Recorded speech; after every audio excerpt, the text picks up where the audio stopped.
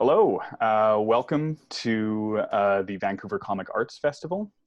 This is our panel with the creators of The Blue Road, Wayde Compton and April dela Noche Milne.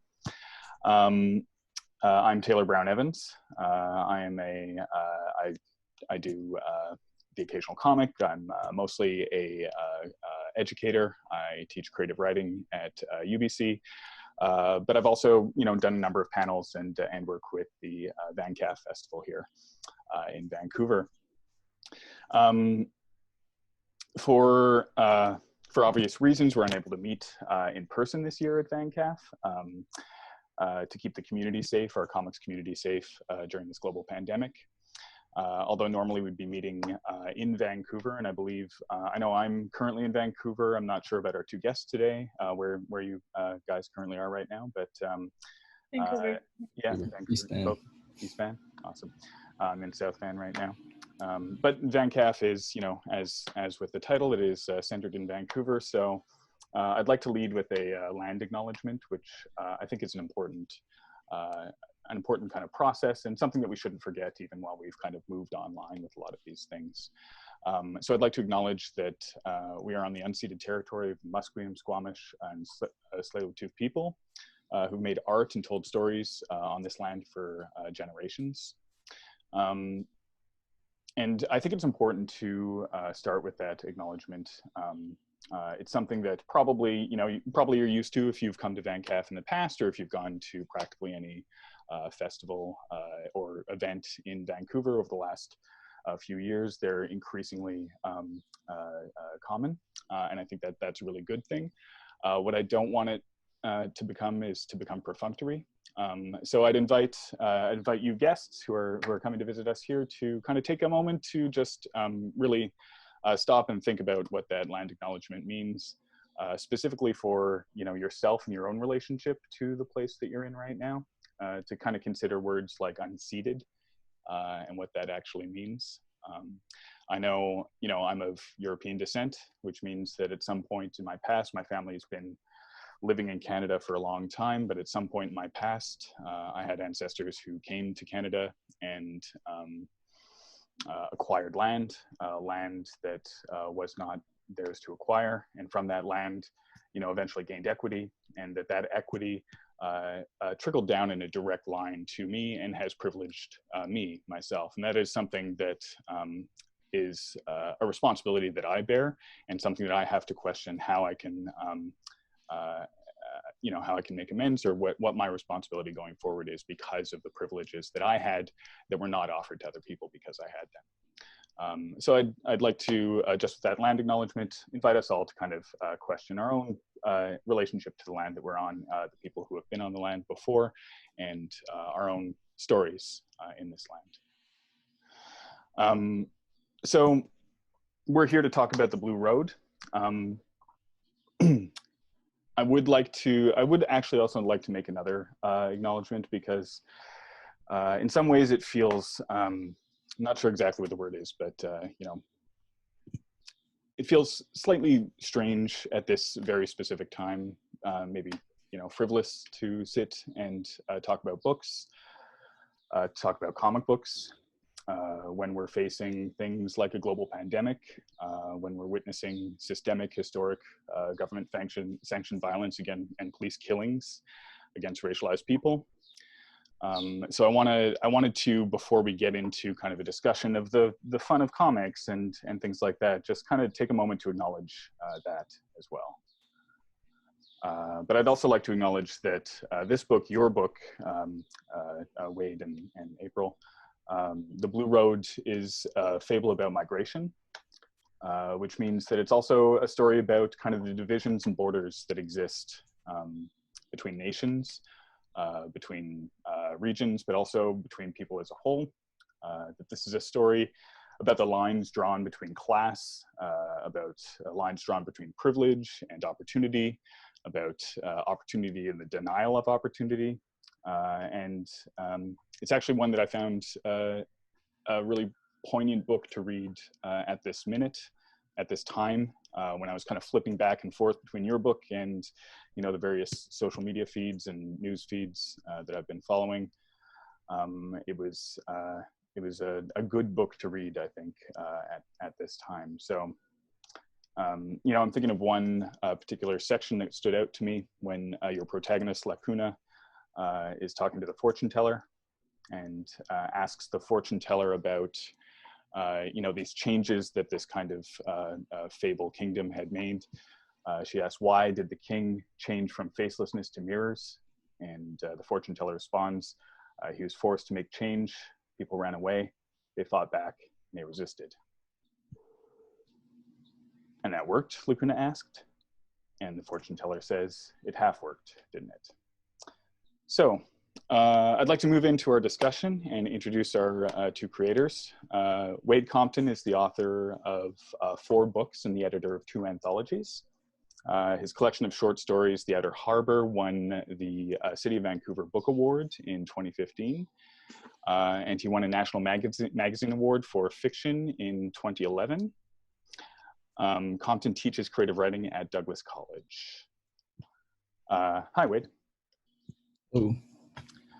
April dela Noche Milne is a Filipino-Canadian artist based in Vancouver. She studied fine arts at Langara College and graduated with a BFA in illustration of Emily Carr University of Art and Design. Her illustrations have been featured in Rice Paper, Event, and Briar Patch Magazine. The Blue Road is her first graphic novel. Hi, April. Hello, hello. Hi. So thank you for bearing with that, you know, kind of long introduction.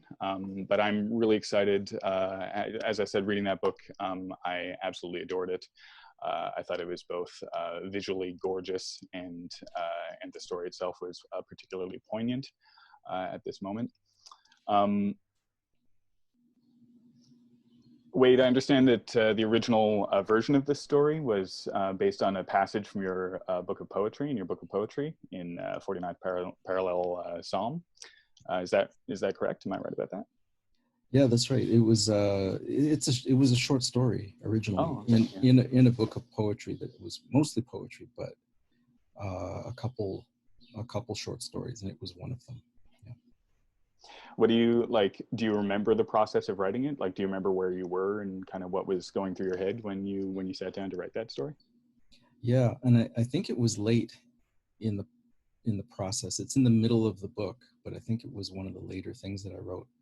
And the book itself is about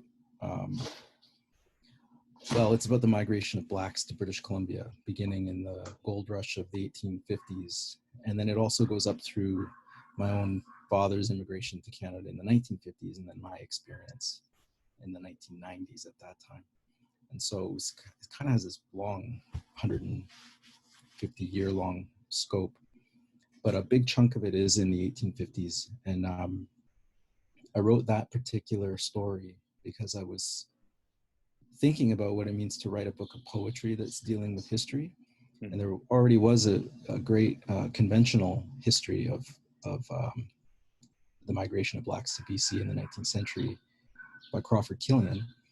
So I was thinking, what does poetry do that history doesn't do? And part of that was thinking about those who are left out of that story. And that migration was unique for BC in a lot of ways because the black folks came up during the gold rush as families, as entire families. They were leaving as a community all together. They'd made a choice to leave San Francisco and come to Victoria. And so it wasn't just like a lot of the other immigration to BC at that time where it was just single men. The black community was, men, women, children. And the children are there a little bit in the history. They're there, but we don't really know much about them, and we never really hear their voices. And so I was thinking about children and how children process big political events, because they do, right? Because they affect them, and they know what's going on, and they know they've moved in some cases a couple times. And so I was thinking about that in terms of if a fairy tale came out of this black community, what might it look like? And so that was the origins of it. And then you wrote that as a short story, but you've obviously decided to adapt that into a comic.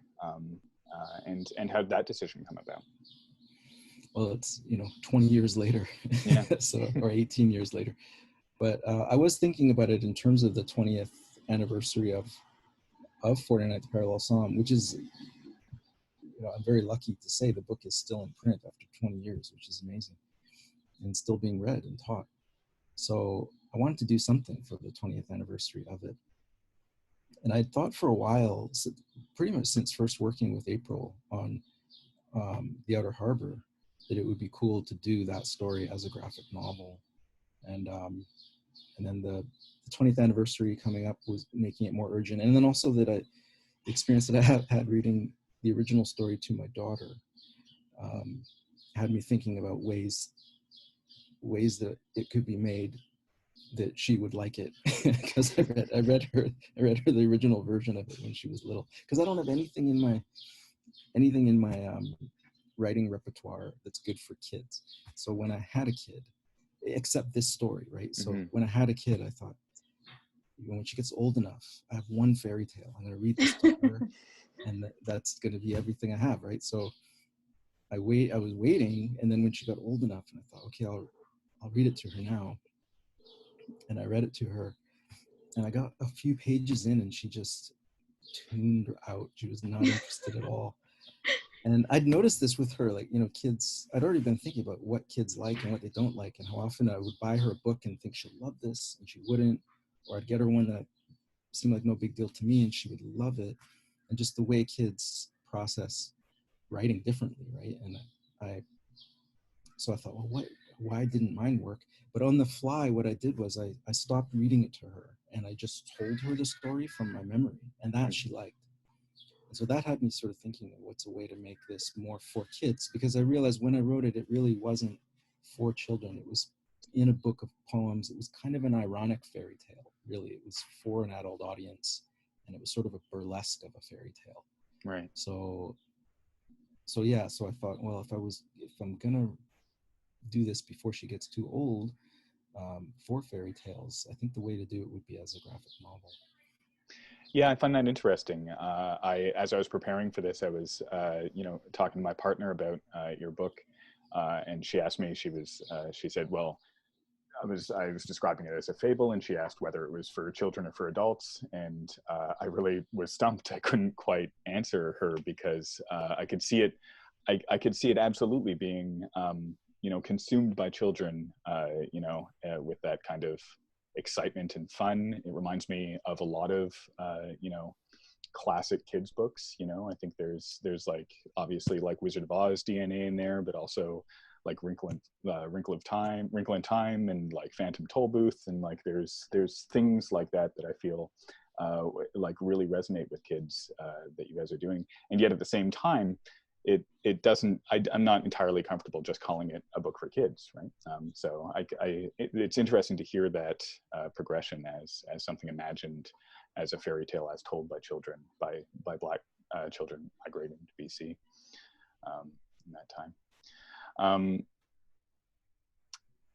You said you worked on your book together previously. How did you meet exactly? Because I'm thinking, I know that, this is a book about, in many ways, it's about these kinds of borders and divisions that we have. And I've always found it kind of interesting that in the comic book world, there's this like division between writers and artists, right? That there's a lot of writers out there who don't feel confident with their art and are seeking artists, and a lot of artists out there who don't feel confident with their writing and are seeking writers to kind of come together. So I'm kind of curious about your origin story as a production team. April, do you want to talk about that? Yeah, sure. Wayde taught me English actually at Emily Carr. And then I think I added Wayde on Facebook because I was adding people on Facebook. I don't know.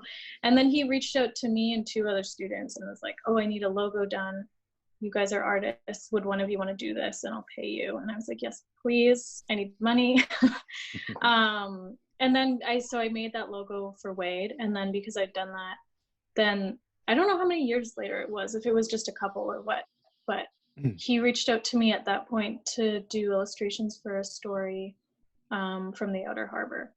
So then I did those illustrations. And then I think it was even at that time that you mentioned you were thinking about this. And you were like, oh, down the road, like I want to do a graphic novel. And I was like, okay, cool. Yeah. And then ended up happening. It's kind of crazy. Yeah. But yeah. That's I think the answer to any piece of fine art is it just ends up happening. You just yeah. Well, you start thinking about it. It is a bit unusual in that usually publishers don't really want writers to come to them with a children's or an illustrated book idea and say, and I want to work with that artist in particular. They usually want to control that and make that decision themselves. But we came together to Arsenal and said, here's the idea, here's what we want to do. And it helped because April had worked on The Outer Harbor, so they knew her too, and it just was an easy transition from working together on that project to working together on The Blue Road. You already had those connections built. Yeah, everybody knew each other. Yeah. April. Oh no, I was just gonna say I feel like it was very like trusting of Brian. Yeah. Since I had never done a graphic novel. Like I've done comics and I did like a comic anthology. Like I took part in a comic anthology and stuff, but I feel like I was very trusting of Brian at Arsenal to be like, yeah, sure, go do this. Like it's very kind. I know, and I've said this before, but I'll say it again. And I had no idea what I was asking April to do. I was just like, can you draw a graphic novel? Would be cool. And I really did not understand the amount of work that it was going to be for you. But you did it, and it was fantastic. So it worked out. How was that, April? Do you want to talk a little bit about how that process was? Yeah, sure. So Wayde sent me the script and was like, okay, would you want to do this? And I was just like, yes, I will. And he's like, but did you finish reading the script? I was like, he's like, I want to make sure you're actually committed. I was like, yes, okay. So I read it fully. I was like, this is a great story. And then after we'd gone through and talked to Brian and Arsenal and stuff, I went out and, so for the roughs, I did everything on paper, and then I sent those in, and everyone sort of went through it and was like, okay, this looks good. And then at that point, well, I'll let Wayde talk about that part if he wants to, but I sent through the roughs. Wayde had a few changes after seeing the roughs. So after he sent back those changes, I went out and I bought an iPad. And I drew the whole thing on an iPad after scanning in my roughs. So it's digitally inked, I guess. Yeah, and I lettered it in Photoshop. So yeah, it was I think I was doing the final versions from September up until mid-February. Like, and I was working for probably 5 hours a day. Yeah. Like, that is something, 6 days whenever a I'm week. teaching comics at UBC, I try to tell students, like, it takes, like, you're going to think it's going to take a long time, and it's going to take twice as long as that, and then it's actually going to take twice as long as that, because you have to do everything 6 times. But I'm often curious about this question because I find it, in my own work and other creators that I talk to, how close or far away the final product was from what you imagined it being in the first place, or what kind of differences there might be that you're not sure where they came from, but they ended up there in the piece. Either of you, if you feel like you have anything to say about that, feel free. I think artistic, like visually, it was a lot looser. It came out a lot looser in terms of how it looks than I imagined it being. And I think also, I've said this before, but I kind of imagined it being just darker. Like, I feel like it's quite colorful, and I imagined it being more monotone or just like a lot of blacks. But it just, I don't know, it came out way more colorful. I don't know if maybe I was thinking about kids and making it more colorful for children. I can't remember now what I was thinking about, but it, that change happened. So yeah. I know for me, I mean, well, I think it was great because I guess the imagery that I thought about most was the protagonist, and because April had kind of done a lot of pre-thinking beforehand about what the protagonist would look like, and took some pictures of my daughter, who the Lacuna is based on in that. So Hmm. once I kind of knew that was going to be right, I wasn't too fussed about exactly how things were going to appear. Mm-hmm. But I know it was that moment of seeing April's roughs, when I saw the rough sketches of the whole thing laid out in panels and how she organized it into panels. That was the moment I was like, oh, this is going to work. It's absolutely going to be a book, and it's going to be great. And that's what that was really the most interesting thing in terms of the process for me as a writer, was that it was seeing everything laid out that way that made me have a pretty big revelation about a revision to the story. And so at that point, and I still haven't figured out how that works, because I don't know why, but seeing it laid out, seeing the narrative laid out in a different format than a script or a prose story made me see the story differently. And in a flash, I kind of realized, oh, Lacuna has to have more of a backstory than she did in the original story for this format for some reason. And so that's what I filled in, and it's actually not that much. I think it ended up being 4 or 5 pages. Is that right? I think it was 4 or 5 pages. I find that a fascinating thing about comics in particular is that, I think I think all creative arts are, collaborative in some way. Like authors have like writing groups that they work with. They have like trusted readers who give them suggestions and stuff. But I think it's encouraged a lot more, and it's a lot more overt in the comic book industry. And I always find it very fascinating to hear stories like that, of like the writing being influenced by the art. Maybe you see an expression on a character's face that makes you think differently about who that character is, that you didn't picture in your mind's eye as a writer, or vice versa. You see like a line of dialogue as an artist that makes you, that inspires you in some way. And I really love that like point of collaboration that exists in comics. I find it's an interesting kind of parallel to the way that like images and comics kind of collaborate with each other too, that both the images and the writer and the artist tend to collaborate in that way. And I think that that's a really interesting space to kind of be in for you guys. I'm curious, and I think you've kind of answered this in many ways, but what is it about comics that you think helps you tell this story in this particular way? In other words, like, why comics? Or maybe not just for this story, but what do you think comics do particularly well in terms of storytelling? What kinds of stories are best told in comics, and what kinds of stories, are better left for poems or novels, in your opinion? Like I need to like sit with that. Yeah, I'm sorry. Your essay will be due next Monday. I'm not sure what I feel like it comes down to things like, I'm just thinking about things that were influential to me growing up, like comics and graphic novels, and I'm thinking of like Peanuts, and I'm thinking of like Asterix, and like even Tintin. I don't know.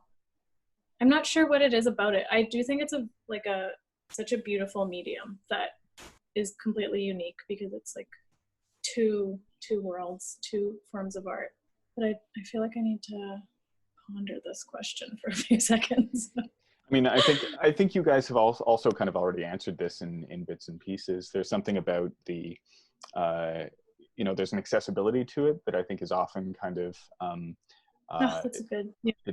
It's often a place for children, or early readers, or it's a good way to kind of ease people into that. And I think that seems to kind of have inspired both of you in terms of this. And also, yeah, I'm really curious to hear what your kind of previous relationship with comics were. So yeah, Peanuts and Tintin, like growing up. I know I read a lot of that very problematic Tintin as well. I know, but I loved him. Visually, I still love it, but I know, it's sad when you grow up and you're like, oh, this was interesting. This contributed to problems, but it's an interesting kind of like document of Western racism, like, because it spans like the 20s to the 70s and is racist in interesting ways, the whole span of it. Wayde, what about your relationship with comics, or what do you think comics do in particularly well? I read comics as a kid. I was kind of like a normal kid of the 80s, you know, but reading superhero comics and stuff like that. My brother had a big collection of Archie comics when I was little that I inherited. Oh yeah, I loved Archie comics. And then my brother also had all these really weird, he's 13 years older than me, so he had all these weird comics from the 60s, I guess, that were like Vampirella and these really weird horror comics from that era that were creepy as hell. It used to scare the hell out of me, but I would read them anyway. And but I don't think I would have guessed that if you'd asked me in my 20s, I don't think I would have guessed that I would eventually do a graphic novel. It wasn't really something I was thinking about doing. But it's neat being able to compare, like having the story that had a life as prose for 2 decades, and then now talking to us at this moment when the book's been out for a while as a graphic novel, I can kind of compare the two. They're basically the same story, in the 2 different ways they're experienced. And for me, I mean, I think the original story in prose is a lot more cerebral and less emotional, and it has so much to do with being able to see characters' faces. You know, seeing in the graphic novel version, when I read it, I'm just locked into Lacuna as a character, emotionally, more so than I think in the prose version. I'm more interested in the world and the mechanics of the plot, I guess, and the symbolism. Yeah, did you find having it in comic form kind of changed that symbolism for you, or because I feel like this is a story that's so kind of strongly rooted in symbolism, right? But were there any changes in that development, in that evolution from prose to comic in terms of that symbolism, and how so? Well, for me, I can only guess, but it must be what it's like for a playwright to write a play and then watch the play be performed, because and this was a point of revision too. There was one pass of revision where I realized, you know, there are all of these places where have characters say things they're doing in the script that April has now made moot by illustrating it, right? So you don't need the character to narrate that I am doing this thing now, because you can see them doing it. But as a writer, right, that's how I understood the plot moving, you know, was by having dialogue happen, so there was one pass where I just took out a whole lot of writing. There were captions and dialogue that didn't necessarily need to be there. Wow. And so it's a pleasure to read it now for me, and where I know those spots where they're no longer cluttered with words, because the story is being told through what April has illustrated, and that's a really wonderful thing. And that is a lot of the symbols, right? The symbols stand as symbols. They don't need to be explained the way they do in prose, and in a way that's more exciting to me, actually.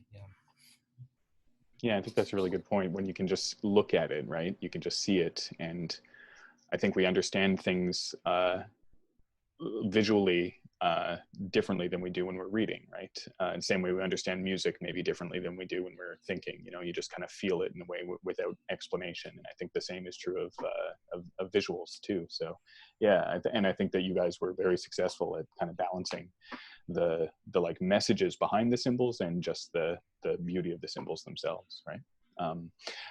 April, you in particular had some tricky kind of visual art things to go through, like entire sections of having to have people have conversations through mirrors. I was sympathizing as I was reading that. I was like, oh wow, from a visual arts perspective, like figuring out how to do that sounds like it would be a bit of a It was difficult.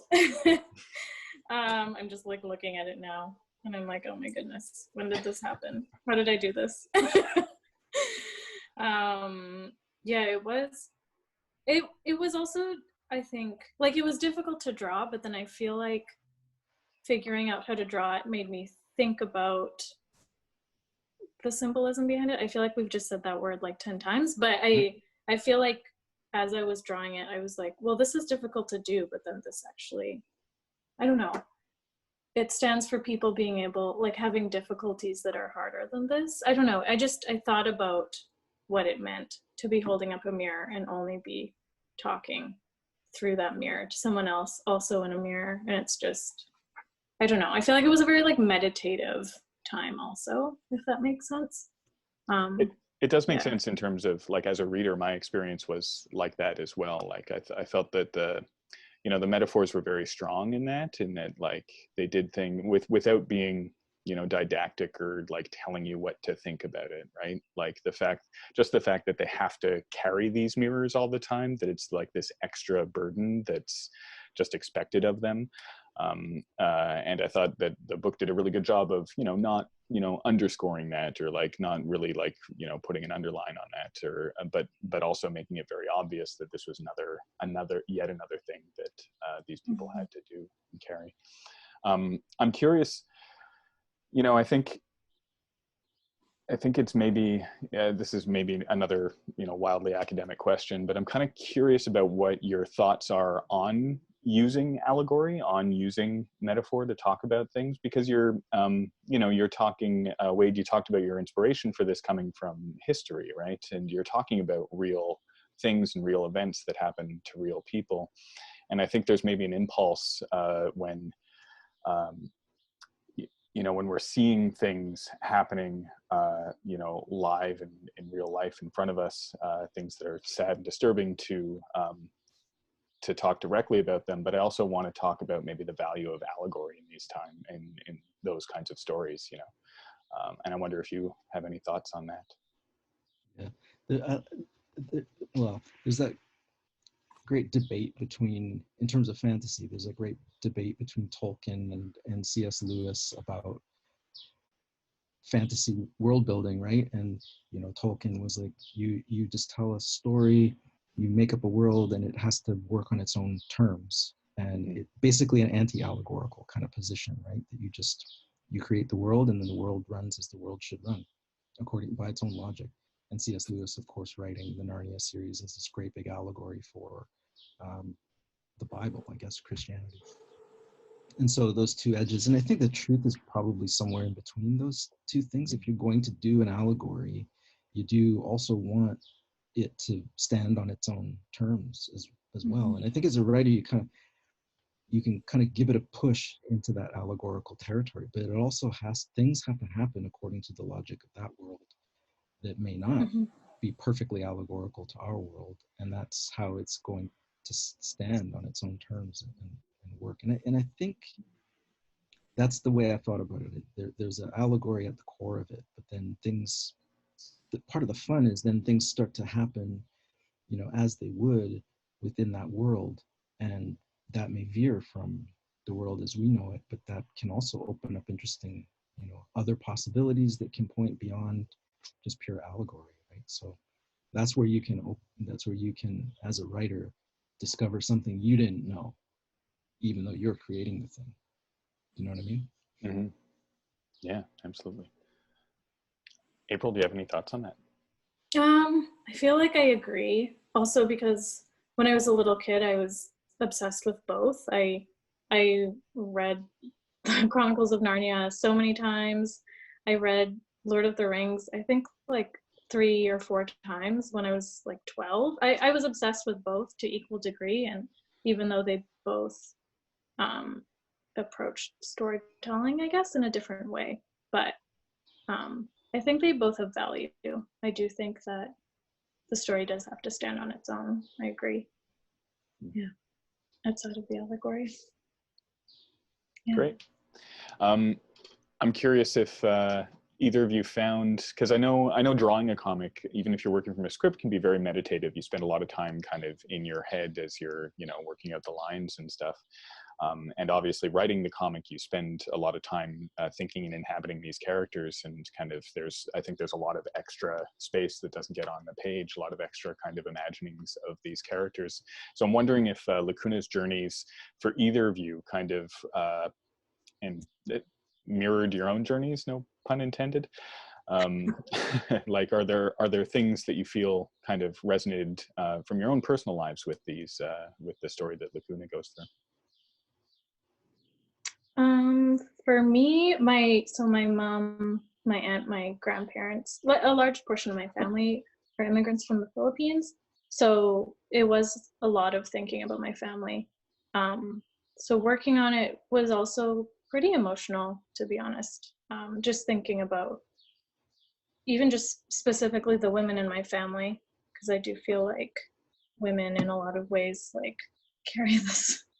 carry a lot of burdens. But yeah, I don't know. It was very emotional for me to be working on this. My mom passed away in 2017, and I was working on this 2018. So it was very 2018. Was it 2018? So it was, yeah. I wish I could have like been able to talk to her about the book because I think she would have really liked it. But yeah, there was a lot happening when I was working on this. A lot being unpacked. A lot of gratitude also for what they went through for the family. But, Well, yeah. there's definitely a lot of heart in the artwork, so I think that that came onto the page. Oh, thank you so much. Yeah, the interesting thing about Lacuna is, and I didn't know this until this version. This is not in the original story version, but that's this version of Lacuna. Is that she's both, so April and I are both the children of immigrants, but not immigrants ourselves. But Lacuna is both a migrant and the child of migrants at the same time, right? So I did want the story to be a story that both kinds of kids of immigrants and kids who are immigrants could see themselves in, because there's not a lot out there that's, that's the purpose of diverse literature for children, I think, is to normalize diverse experiences. And that's one of those very common experiences that stretches across all sorts of different types of people. But I did want kids to be able to, because like I said about the children of those Black pioneers, children process big political events. They process it differently than adults do, but it gets in there. They see everything that's going on around them, or they feel it. And that's why I mean, kids of immigrants, it's important for them too, even if they haven't gone through the immigration process. If your parents or even one of your parents did, that's a certain type of experience. Often they're talking about some place you've never been before, or they've gone through some stuff that they have a hard time to tell you. I grew up with kids who couldn't speak the language their parents spoke, primarily spoke, those kind of things. So I wanted it to be something that kids who had those experiences could read and see a hero who went through, such a journey and went through issues like that, and comes through it, and survives it. Yeah, well, I think that also very clearly comes across in the story. Okay, one final question for you guys then. Are you planning on making another comic? Do you think you'll do it again? I'm looking at you, April. I would love to do more comics. I don't have anything that I'm working on right now that's a book, but I would love to in the future, for sure. That would be really fun. I feel more experienced now. I'm not working on. I mean, if I had I would love to, because it turns out I love writing for kids apparently, but I don't have an idea. And the thing I'm working on now is a long poem, so it's not. And then I'm working on some short stories, so it's just the ideas come as they come for me, and I don't have one. But I think April should do a graphic novel that she writes as well as illustrates. That's what I. Oh my gosh. That would be the dream, and thank you so much. That's so nice of you. It's so nice of you to say. Hopefully one day. Well, we'll look forward to it, and we'll have you back on a panel when that comes out. Oh my gosh, I hope so. Thank you so much, both of you, for coming and speaking with us. Do you have any other questions? Anything you'd like to follow up on at the end? I don't think so, but thank you so much for your time. Thank you for your questions. Absolute pleasure. It's an absolute pleasure to read your book, and fantastic talking to both of you. Yeah, it was so nice to meet you. Yeah, nice to meet you too. Thank you to our viewers, listeners, those of you who've come out and supported VanCAF. I hope everyone is able to stay comfortable, safe, and find some pleasant times during these sad and difficult ones at home. And hopefully read some good books, read some good poetry, read some good comics, and take care. Thank you. Thank you.